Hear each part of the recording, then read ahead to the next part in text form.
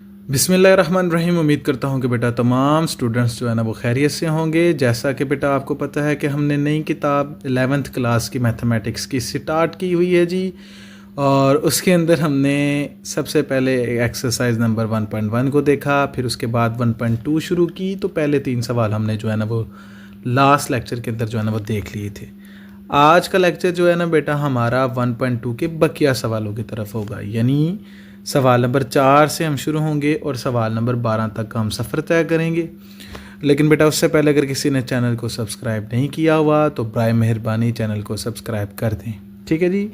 Video को बिना लंबा किए हम अपने सवालों की जानिब चलते हैं। तो आएँ जी, सबसे पहले हम सवाल नंबर 4 और यानी 5 की तरफ जो है ना वो मूव करते हैं। तो क्वेश्चन नंबर 4 एंड 5 क्या है जी, देखिएगा अपनी किताबों के ऊपर। सबसे पहले मैं आपको बताता हूँ जी सवाल नंबर 4 के हवाले से। बेटा वो 4 के अंदर लिखता है, कहता है जी कि Z1 हमारे पास 2 + 3 होता है और Z2 हमारे पास ना 1 - अल्फ़ा है, ठीक है। और वो कहता है आपने फाइंड करनी है अल्फ़ा की वैल्यू। साथ में उसने एक हमारे पास एक कंडीशन दे दी हुई है कि इमेजिनरी Z1 Z2 = 7। अब सबसे पहले इमेजिनरी से पहले ना हमें ब्रैकेट के अंदर वाली स्टेटमेंट को अगर मैं देखूं तो मुझे Z1 और Z2 का मल्टीपल नज़र आता है। तो मैं बिना तखीर किए दोनों को मल्टीप्लाई करता हूं और मल्टीप्लाई करने के बाद रियल नंबर और इमेजिनरी नंबर का अलग-अलग से पेयर बना लेता हूं, जैसे मैंने यहाँ पे आपके सामने बनाया हुआ है। अब कंडीशन हमारे पास ये है कि जी हमने सिर्फ और सिर्फ इमेजिनरी इसका जो हिस्सा होगा उसको 7 के इक्वल रख सकते हैं। तो अगर आप गौर करके देखें तो इमेजिनरी पार्ट तो मेरे पास ये वाला है, ठीक है। तो मैंने क्या किया, 3 - 1 - अल्फ़ा को जो है ना वो 7 के इक्वल रख दिया। मज़ीद इसके देखें आगे मैंने इसको सिंप्लीफाई किया, 3 अंदर मल्टीपल होगा, 3 - 3 अल्फ़ा = 7 और 7 मैं दूसरी जानब ले गया हूँ, 3 अल्फ़ा यहाँ पे आगे पॉजिटिव हो गया। यहाँ इसको हल किया तो -4 आया बेटा, 3 इसके नीचे डिवाइड होगा तो हमारे पास अल्फ़ा की वैल्यू जो है ना वो -4/3 आ चुकी है। इसी तरीके से बेटा हम सवाल नंबर 5 को भी देखते हैं किस तरीके से सॉल्व हुआ है। इंतहाई आसान है, इसको करने के 2-3 तरीक़ेकार हैं, लेकिन सबसे आसान तरीका जो है ना मैं करके आपको यहाँ बताऊँगा। देखिए उसने 5वें सवाल के अंदर ना बेटा Z1 की वैल्यू और Z2 की वैल्यू जो है ना उसने इस तरीके से जनरल फॉर्म दी हुई है। ये एक सवाल है जिसके अंदर हमें 4 वैल्यू कम से कम जो है ना वो निकालनी पड़ेंगी। कंडीशन उसने दी है कि एक दफ़ा इनको जमा करके 10 + 4 आयोटा आ रहा है और एक दफ़ा आपस में ये माइनस होकर 6 + 2 आयोटा का आंसर दे रहे हैं। अच्छा अभी इसका सलूशन करते हैं। तो सबसे पहले देखें कि अगर मैं इन दोनों इक्वेशनों को, इक्वेशन नंबर 1 और 2 को लिखता हूँ इस अंदाज से, तो सर एक प्लस की है एक माइनस की है, तो यहाँ प्लस माइनस यानी ये 2 वाला जो है ना वो कैंसिल आउट हो सकता है। तो देखें सबसे पहले मैंने क्या किया, मैंने इस 2 वाले को कैंसिल आउट किया। यहाँ 1 भी, इसके साथ भी 1 है, Z के साथ इसके नीचे भी 1 है, तो 1 को 1 के अंदर ऐड किया तो बेटा वो 2 हो जाएगा। इसी तरह से इसको सिंप्लीफाई किया। आप देखें यहाँ पे 2 जो यहाँ पे मल्टीपल हो रहा था वो इसके नीचे आके डिवाइड हो रहा है।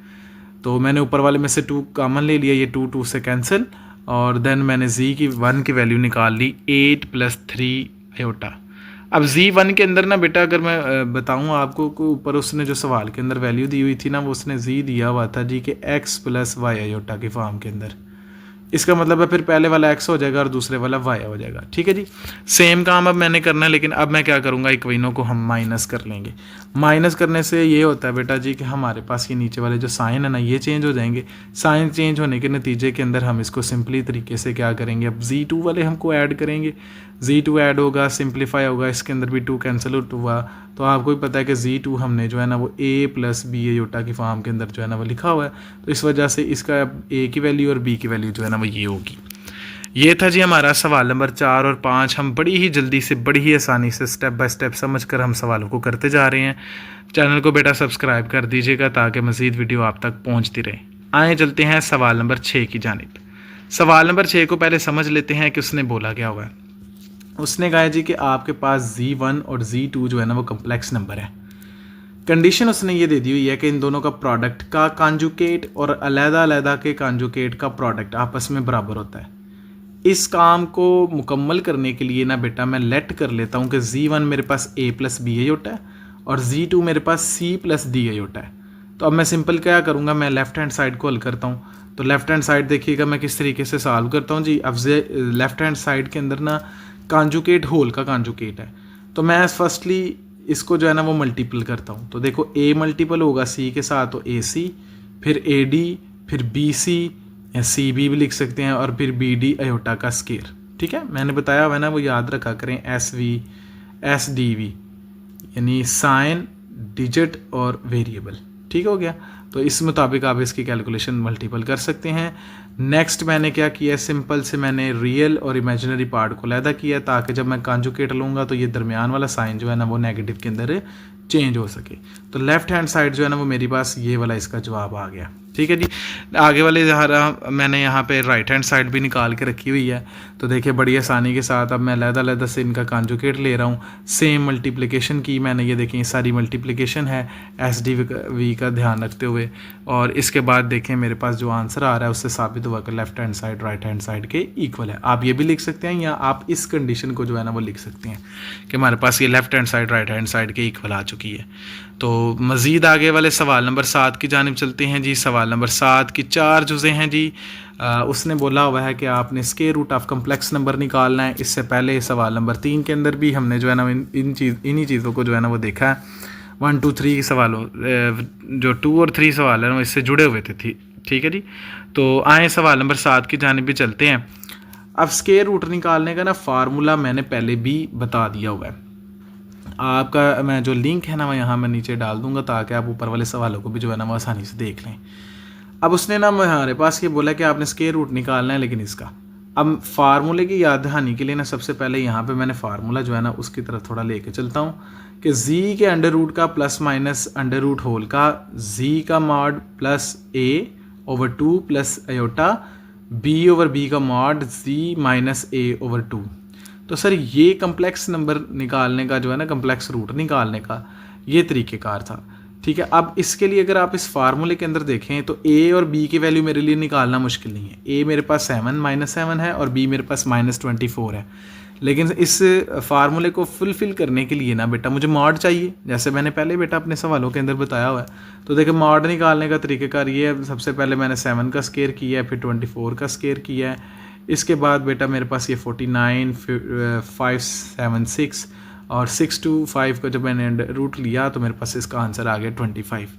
अब मैं इसकी वैल्यू इस फार्मूले के अंदर जो है ना वो पुट करूँगा। ज़रा गौर कीजिएगा किस तरीके से है। याद रखें इस a से मुराद यहाँ पे पहली रकम है, तो मेरे पास पहली रकम जो है ना वो -7 है। सेम इधर भी -7 होगी, लेकिन यहाँ पे क्या होगा जी, यहाँ पे प्लस हो जाएगा। ठीक है जी, और ये देखिएगा जब b की रकम लिखूँगा तो -24 है। यहाँ थोड़ी सी बात समझाने वाली है बेटा कि देखें नीचे वाला जो आपके पास है ना ये -24, जब ये मॉड लेते हैं ना तो मॉड के ये क्राइटेरिया होता है कि वो नेगेटिव की साइन को पॉजिटिव के अंदर शिफ्ट कर देता है। इसका मतलब है कि नीचे हमारे पास 24 आ गया, तो 24 जब ऊपर वाले -24 से कैंसिल आउट होगा तो उसका आंसर बेटा -1 आ रहा है। और ये बाकी मैंने इसको सिंपलीफाई करके लिख लिया। आप अपने कैलकुलेटर की मदद से 25 में से 7 निकाल के डिवाइडेड बाय 2, फिर ये अंडर रूट 9 आ गया, सेम इस तरह से 16 आ गया। अब लिखते वक्त मैंने याद रखिएगा कि प्लस माइनस हमारे पास है, ये हमने इस तरीके से लिखा है 4 माइनस का 4 आयोटा, तो एक दफ़ा इसको जमा में लिख देंगे, एक दफ़ा माइनस में लिख लेंगे। अभी किताब के अंदर बेटा कहीं थोड़ी सी चेंजिंग होने वाली है, एक्सपेरिमेंटल एडिशन भी है, तो ये किताब के अंदर जो गलतियाँ ना ये पॉइंट आउट करने की ज़रूरत है। इस सवाल का जवाब पीछे मज़ीद कुछ और दिया हुआ है, लेकिन ये सवाल आप घबराने की बिल्कुल ज़रूरत नहीं है, बिल्कुल ठीक है जी। ठीक है, हो सकता है कि आगे जब नेक्स्ट वो किताब को थोड़ा चेंज करके मार्केट में जब आएँ तो यही जवाब हो। इसी तरह से बेटा हमारे पास यहाँ पे 8 - 6 आयोटा है। सेम प्रोसेस मैंने किया, आप चाहें तो इस वीडियो को यहाँ पॉज करके भी इसको नोट कर सकते हैं। बिल्कुल इसी तरीके से फार्मूला यहाँ पे भी एप्लीकेबल हुआ है। मॉड निकाला गया, 10 आया, वैल्यू पुट हुई, उसके बाद प्लस माइनस बचा हमारे पास और एक दफ़ा जमा और एक दफ़ा माइनस के अंदर लिख लिया। इसी तरह देखें इसकी तीसरी जुज़ की तरफ चलते हैं, वो देखें वो भी हमारे पास -15 -36 है। सेम हमने मॉड लिया है बच्चे, मॉड के बाद फार्मूले के अंदर एडजस्टमेंट है और फिर इसको मज़ीद सिंप्लीफाई करके एक दफ़ा जमा में एक दफ़ा माइनस में। ठीक है, मैं फिर कह रहा हूँ वीडियो को स्टॉप कर लें, यहाँ देखना भी चाहेंगे तो देख भी लें, कोई इशू नहीं है बच्चे। यहाँ आपके सवाल नंबर जो है ना वो तीसरी जुज़ भी जो है ना वो मुकम्मल हो चुकी है। अब चौथी जुज़ के अंदर भी सेम क्राइटेरिया करना है, कोई रत्ती बराबर फ़र्क नहीं है। मैं तो अगर क्लास के अंदर इसको लाइव पढ़ा रहा हूँगा तो मैं कहूँगा कि इनमें से मुझे कोई सवाल बताएं, मैं करके देता हूँ और बाकी आपने करने हैं। लेकिन क्योंकि ये मुकम्मल स्टेप बाय स्टेप सोल्यूशन मैं यहाँ पे प्रोवाइड करने की कोशिश करता हूँ, तो बेटा जिस सोल्यूशन का आपको दिल करे वो देख लीजिएगा, तो आप अपनी रहनुमाई ले लें। और अगर आपको किसी स्टेप के अंदर कोई मसला फ़ील होता है, समझ नहीं आती, तो फिर आप कमेंट बॉक्स जो है ना वो ओपन है, वहाँ पे मुझे जो है ना वो बताइएगा, ठीक है जी। अच्छा जी, देखें जी, सवाल नंबर 8 की जानिब चलते हैं जी। सवाल नंबर 8 के अंदर एरगेंट डायग्राम भी जो है ना वो हमने ड्रा करनी है, और उसने यहाँ पे हमारे पास जो दिया हुआ है स्केयर रूट, तो वही पुराना सीन जिस तरह हमने पहले फाइंड आउट करना है, लेकिन रकम इस दफ़ा 13 माइनस 20 √3 आ चुकी। बाकी देखें मैंने सेम मॉड निकाला, 13 का मॉड दिया तो 169 -20, और इसका जो है ना मॉड देखिएगा ज़रा, -20 का जब मैं स्केयर लूँगा ना, सॉरी, तो वो बेटा 400 आएगा। और जब ये स्केयर ऊपर अंडर रूट वाले का लेंगे तो वो अंडर रूट कैंसिल हो जाता है, तो इस वजह से यहाँ पे मैंने 3 लिखा हुआ है। और फिर ये आपस में मल्टीपल करेंगे तो ये 1200 आ जाएगा, जमा करेंगे तो हमारे पास बेटा अंडर रूट लेने के बाद 37 आ जाएगा। सेम प्रोसेस है, सेम काम है, बस यहाँ पे भी याद रखिएगा कि मॉड जब लेंगे तो वो पॉजिटिव वैल्यू देगा, पॉजिटिव वाली तो कटेगी लेकिन नेगेटिव साइन आ जाएगा, और नेगेटिव साइन फिर दरमियान में यहाँ पे वैल्यू के अंदर लिखा जाएगा। बाकी सिंप्लीफाई करना बेटा अपने कैलकुलेटर की मदद से आप इसको देख सकते हैं। 37 में 13 जमा करके अंडर रूट 2 करना, अच्छा ये अंडर रूट 2 ना यहाँ तक है, ठीक है जी। ये अंडर रूट 2 कर लेना, और फिर इसको सॉल्व करके तो हमारे पास एक दफ़ा जमा में, एक दफ़ा माइनस में। लेकिन यहाँ नई चीज़ है थोड़ी सी, एरगेंट डायग्राम भी इसकी ड्रा करनी है, तो वो भी मैं ज़रा आपको बताता हूँ। एक दफ़ा जब मैं इसको प्लस में माइनस में लिखूँगा ना, तो ये आंसर आ रहा है, ठीक है जी। यहाँ पे a+b अयोटा की फॉर्म के अंदर है।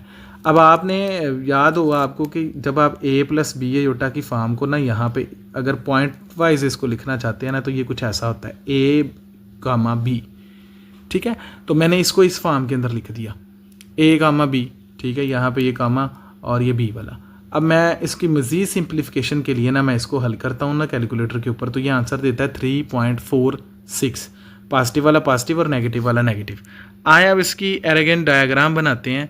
अब पॉइंट के अंदर देखिए सबसे बड़ी वैल्यू जो है ना मेरे पास 5 है, तो इसका मतलब है कि मैंने एक पॉइंट इसको बढ़ाकर ना हर तरफ इसकी डायरेक्शन को जो है ना वो ले लूँगा। तो देखिए मैंने यहाँ इस जाने भी 6, ये -6, +6, -6, x y एक्सिस की तरफ। अब पहला पॉइंट अगर मैं देखूँ तो वो मेरे पास +5 और -3.46 है। इसका मतलब है कि x की वैल्यू, यानी आपके पास एक पॉइंट के अंदर पहले वाला x होता है और दूसरे वाला y, तो यानी ये x की वैल्यू यहाँ तक आई, और यहाँ पे 3.4 समथिंग यहाँ पे जो है ना वो यहाँ पे इस तरीके से ये जिधर दोनों लाइनें कट करेंगी ना, हमने वो पॉइंट बनाना है। मैंने नीचे भी कट करके रखा हुआ है, लेकिन याद रखिएगा आपने सिर्फ ना बेटा यहाँ पे पॉइंट ड्रा करना है, यानी आपने इस पॉइंट के नुक्ते को जो है ना इस तरीके से ड्रा कर देना, ये आपका पॉइंट होगा। सेम हमने ऊपर वाले के लिए भी बेटा किया, लेकिन अब माइनस की वैल्यू थी तो माइनस के साथ हमने इसको 3.46 के साथ जब डीलअप किया तो ये हमारे पास ये वाला पॉइंट आ गया, ठीक है जी। लाइनें नहीं लगानी, लाइनें आपको समझाने के लिए बताया हुआ है मैंने कि इस तरीके से जहाँ दोनों लाइन्स इंटरसेक्ट करेंगी वो हमारे पास पॉइंट होगा। तो हमने बड़ी आसानी के साथ बेटा एरगेंट डायग्राम भी बेटा इसकी जो है ना वो ड्रा कर ली। आए चलते हैं सवाल नंबर 9 की जानिब और देखते हैं कि सवाल नंबर 9 के अंदर क्या है। अच्छा, इस सवाल नंबर 9 के अंदर वो कहता है आपने वैल्यू फाइंड आउट करनी है एक्स वाई की। उसने ये स्टेटमेंट हमारे पास दे दी हुई है, आप अपनी किताब से जो है ना स्टेटमेंट को देख सकते हैं। मैं आपके सामने इसको सिंप्लीफाई करता हूँ, बताता हूँ किस तरीके से मैंने इसको सॉल्व किया। सबसे पहले मैंने क्या किया, मैंने दो फैक्टर्स को मल्टीप्लाई करना शुरू किया। तो मैंने यहाँ पे 7 प्लस अयोटा और x प्लस अयोटा y को मल्टीपल करवाना लगा हूँ। देखिए -7 को उठाऊँगा तो इस दोनों x और यानी अयोटा y से मल्टीपल करूँगा तो ये होगा -7x, ठीक है। देखिएगा ज़रा, -7x पहली रकम, उसके बाद हमारे पास -7 अयोटा y, इसी तरह से अयोटा x के साथ तो अयोटा x, अयोटा के साथ तो अयोटा का स्क्वायर और साथ में y। ये रकम वैसे ही मैंने जो है ना यहाँ पे लिख ली है। इसी तरह से इससे वाली रकम को भी ना iota 11 iota minus iota square जो है ना वो लिखा है। अब आपको याद हो तो मैंने सिर्फ आपको बताया हुआ कि बेटा अयोटा स्क्वायर की वैल्यू जो होती है ना वो आपने पुट कर देनी है। तो जहाँ जहाँ मेरे पास अयोटा स्क्वायर है ना, मैंने वहाँ पे वैल्यू पुट की। वैल्यू पुट करने के बाद ना डिजिट्स की फॉर्म मैंने इस जानिब ले आया, ठीक है। मैं थोड़ा ज़रा इसका स्टेप बताता हूँ कि ये कैसे हुआ है। देखें यहाँ पे ये -1 था और यहाँ पे हमारे पास ये -5 अयोटा है, ठीक है। तो ये जब इस जानिब आया तो बेटा 11 plus iota plus 5 iota, minus का था ना उधर, और 1 + 1, तो मेरे पास यहाँ पे इस जानिब बना 16 अयोटा प्लस 2। अब मैंने क्या करना है, रियल नंबर और इमेजिनरी पार्ट को कंपेयर कर लूँगा। ठीक है जी, ये मेरे पास रियल नंबर का पार्ट है और ये इमेजिनरी पार्ट है। ठीक है, यहाँ पे आयोटा लगाना है, यानी यहाँ पे आपने जो है ना बिल्कुल लगा हुआ है नीचे, वो ऊपर हमें समझाने के लिए जो अगर लिख रहा था उसकी वजह से आया हुआ था। अब रियल और इमेजिनरी पार्ट को कंपेयर करेंगे, ज़रा देखिएगा। रियल पार्ट के अंदर ना ये वाला पार्ट है और इस जानिब रियल पार्ट 2 है, तो पहली इक्वेशन हमारे पास ये जनरेट हो गई। इसी तरह से दूसरी इक्वेशन को देखेंगे तो वो x minus 7y is equal to 16 होगा। लेकिन ये इक्वेशन आपस में बैलेंस नहीं है। इक्वेशन को बैलेंस करने का तरीक़ेकार ज़रा बताता हूँ, ज़रा गौर करके समझ लीजिएगा। आपने सिंपली क्या करना होता है कि जो पहला डिजिट है x का हो या y का हो, आपने दोनों को बैलेंस करना है। जैसे ये बैलेंस करने का सिंपल तरीका ये है कि पहले वाले जो डिजिट लिखा होगा, कोफिशिएंट लिखा होगा, उसको ऊपर वाले के साथ मल्टीपल कर देना है और ऊपर वाले का जो लिखा होगा वो नीचे वाले से मल्टीप्लाई कर देना है। जैसे देखें, इसका पहला लिखा हुआ है -7, तो ऊपर वाली सारी रकम को -7 के साथ मैंने क्या किया, मल्टीपल। और इसके साथ x के साथ 1 लिखा हुआ है, तो नीचे वाली सारी रकम को मैंने 1 के साथ मल्टीपल किया है। करने के बाद देखिएगा ऊपर वाली रकम मेरे पास ये आई, यानी -7x + 49y is equal to -112 यानी 112। और नीचे जब मैं करूँगा तो वो -7x - y is equal to +2। लेकिन साइन चेंज करने पड़ेंगे, साइन चेंज करने से x की वाली वैल्यू कैंसिल आउट हो जाएंगी। 49 + 1 तो ये 50 आ गया, और यहाँ पे जब मैंने इसको माइनस है तो प्लस होना होगा, तो 114/50 है माइनस। जब मज़ीद इसको 2 के डिजिट से जो है ना वो सिंप्लीफाई करेंगे तो हमारे पास y की वैल्यू ये आ गई। आप किसी भी इक्वेशन के अंदर y की वैल्यू जो है ना वो रख के इसकी वैल्यू निकाल सकते हैं। तो मैंने इक्वेशन नंबर 1 का सहारा लिया है। जनिए देखें यहाँ पे -7x - y is equal to 2 वाला जो है ना, इस इक्वेशन के अंदर मैंने इसकी वैल्यू को पुट किया। तो देखें, मैं यहाँ पे मैं बताता हूँ कि देखें यहाँ पे माइनस है तो माइनस माइनस प्लस होंगे इस जानिब, लेकिन जब मैं इसको इक्वल की दूसरी जानिब लेके जाऊँगा तो ये दोबारा माइनस हो जाएंगे। अब मैं इसको सिंप्लीफाई एलसीएम लिया, ये यहाँ पे आपने बेटा देख लेना है। बेइंतहाई आसान तरीके से मैंने जो है ना इसको समझाने की कोशिश की है, इतना काम आप जो है ना वो कर ही सकेंगे। ठीक है जी। सवाल नंबर 10 भी इसी तरह का सवाल है। इसके अंदर भी जैसे हमने 9th के अंदर सवाल निकाला है ना, वो भी इसी तरह से है। आए इसके बारे में मुतल्लिक भी थोड़ा बता देता हूँ। वैसे तो मेरी कोशिश यही होती है कि बेटा जो सेम सवाल होते हैं ना आप करने की कोशिश करें, तो वीडियो पास करके इसको समझने की कोशिश करें। पहले इन दोनों को मल्टीपल करवाया, ठीक है, और फिर हमारे पास यहाँ पे उसी तरीके से ये मल्टीपल हो रहे थे। फिर हमने सारा मामला मल्टीप्लाई आसानी से समझे कर देखें। योटा स्केयर की वैल्यू यहाँ पे पुट हुई तो -2y था, प्लस का 2y हो गया। सेम थिंग हमने करने के बाद रियल और इमेजिनरी पार्ट को लहदा कर रहे हैं। इसको कंपेयर करेंगे तो देखें रियल और इमेजिनरी पार्ट की इक्वेशंस बनेगी जैसे हमने वो पीछे वाले सवाल के अंदर बनाई है। फिर बैलेंस करूँगा, बैलेंस करने के बाद y की वैल्यू निकालूंगा, फिर एक ये नंबर 1 के अंदर या 2 के अंदर पुट करके मैं x की वैल्यू निकाल लूँगा। तो बेटा ये देखें सोल्यूशन तो आपको वीडियो में मिल रहा है, लेकिन मैं कहूँगा कि यार एक दफ़ा आप इसको पढ़ के देखें, इसको समझ के देखें, तो मुझे उम्मीद है कि आपको जो है ना ये आसान लगना शुरू हो जाएगा और आप ख़ुद भी जो है ना इसको सॉल्व कर लेंगे। जिसने लेक्चर पढ़ के समझ कर अगर कोई करता है तो बेटा वो कमेंट के अंदर ज़रा ना अपने राय का इजहार कर दिया करे, ठीक है। इससे हमें मोटिवेशन मुझे मिलती है। आपका कमेंट जो है ना मेरे लिए कहा बड़े इज़्ज़त की वाला मामला है। अच्छा देखें, अब ना 11वें सवाल की जानिब चलते हैं। 11वां सवाल उसने वही जैसे पहले उसने बोला भाई स्केयर लिखा हुआ है, तो इसको जो है ना वो फाइंड आउट करना है। बड़ा सिंपल काम करूँगा मैं, पहले इस दोनों जानिब जो है ना वो अंडर रूट ले लूँगा। अच्छा, ये अंडर रूट लेने का फ़ायदा मुझे ये होगा कि यार इसके ऊपर ना जब मैं अंडर रूट लिया होगा और ये अंडर रूट जी बना पड़ा होगा, यानी ये देखें ना, अब ये वाली रकम अगर मैं जी मान लेता हूँ, इसको लेट कर लेता हूँ ये सी, तो इसका मतलब है कि यार ये अंडर रूट जी बन गया। और अंडर रूट जी को निकालने का तरीक़ेकार वही मॉड निकालेंगे, फार्मूले के अंदर वैल्यू पुट करेंगे, यहाँ इसको सिंप्लीफाई करेंगे और यहाँ पे इतना लिख देंगे। यहाँ पे इसको प्लस माइनस के अंदर लहदा लिखने की ज़रूरत नहीं है, सिंपली तरीके के साथ। ठीक है जी। देखें, एक्सरसाइज को पूरा देखेंगे, समझेंगे तो फिर ये समझ आएगी, अदरवाइज़ आप इसके अंदर स्टक हो जाएंगे और फिर आपकी कोई भी रहनुमाई नहीं कर पाएगा। इसके दूसरा पार्ट भी मैंने डायरेक्टली निकाला हुआ है कि देखें हमने इसकी वैल्यू को लिया, मॉड बनाया, मॉड के अंदर यहाँ वैल्यू पुट की, फिर इसको सिंप्लीफाई किया, कैंसिल आउट जो होंगे वो कैंसिल हो जाएंगे और बाद में जो बचेगा वो हमारा जवाब होगा। ठीक है। यहाँ ये 2404 को जो है ना वो आप कैलकुलेटर के अंदर सॉल्व करेंगे। अच्छा देखिए, मैथमेटिक्स बेटा आपने करना है, पूरा साल ही करना है और आगे उम्मीद है सेकंड ईयर के अंदर फिर आगे ग्रेजुएशन की क्लासेस हैं, उनके लिए भी आपने मैथमेटिक्स करना ही होता है। तो एक दफ़ा में 15-16 का जो अच्छा कैलकुलेटर आता है ना वो आप ले लीजिए, ठीक है। अब आगे चलते हैं जी, हम चलते हैं अपने लास्ट सवाल की जानिब, सवाल नंबर 12। सवाल नंबर बड़ा इंतहाई आसान है। इसके अंदर सिर्फ उसने बोला हुआ है कि आपने अल्फ़ा की वैल्यू निकाल लेनी है, लेकिन एक कंडीशन दे दी हुई है, और वो कंडीशन है कि रियल नंबर जब आपस में मल्टीपल करके ना इक्वल टू 0 रख के इसकी वैल्यू निकालनी है। अच्छा, इस काम के लिए ना मुझे Z1 को Z2 से मल्टीपल करना पड़ेगा। तो देखो मैंने ये सिंपल तरीके से ये पेयर लिखे हैं, मल्टीपल किया है, मल्टीपल करने के बाद मेरे पास रियल और इमेजिनरी पार्ट अलग-अलग हुए हैं, लेकिन कंडीशन ये कह रही थी कि हमने सिर्फ और सिर्फ रियल पार्ट को ही 20 के इक्वल रखना है। तो मैंने देखो रियल पार्ट की कंडीशन के अकॉर्डिंगली इसको 20 के इक्वल रखा, और इंतहाई यहाँ पे 10 पॉजिटिव है, उस तरफ जाके नेगेटिव होगा, और 4 नीचे इसके अंदर डिवाइड हुआ तो 5/2 है। बेटा मैथ्स विद समीर बे के साथ जुड़े रहें, इसी तरह से सपोर्ट करते रहें, मेरी दुआएं आपके साथ हैं। इंशाल्लाह ताला बहुत मेहनत करेंगे हम, और किसी किस्म का मसला जो है ना वो आपको मैथमेटिक के रिलेटेड नहीं आने देता। नई किताब है, नया काम है, अपने दोस्तों को भी बताएं, चैनल को सब्सक्राइब कर दीजिएगा, वीडियो को लाइक शेयर लाजमी करें, ठीक है। जितने ज़्यादा अगर ये मेहनत से मैं इनके जो है ना वो निकालता हूँ, नोट्स बनाता हूँ, फिर वीडियो, फिर एडिटिंग, फिर अपलोडिंग, और इसके अंदर काफ़ी टाइम लगता है, और वो इसीलिए ही है कि बेटा मोटिवेशन जो है ना वो आप फुल फोकस आप हैं यार, आपके लिए ही ये काम कर रहा हूँ। तो आप ही सपोर्ट नहीं करेंगे तो फिर जो है ना वो एक जो है ना वो दिली दुख होगा कि इतनी मेहनत का जो है ना वो सिला नहीं मिल रहा, ठीक है। और मेहनत वैसे तो मेरा मानना यही है, ठीक है, कि ये जो मैथ है ना इस दफ़ा आपको मुश्किल नहीं लगने देना, ठीक है। अपना ख्याल रखिएगा तब तक के लिए।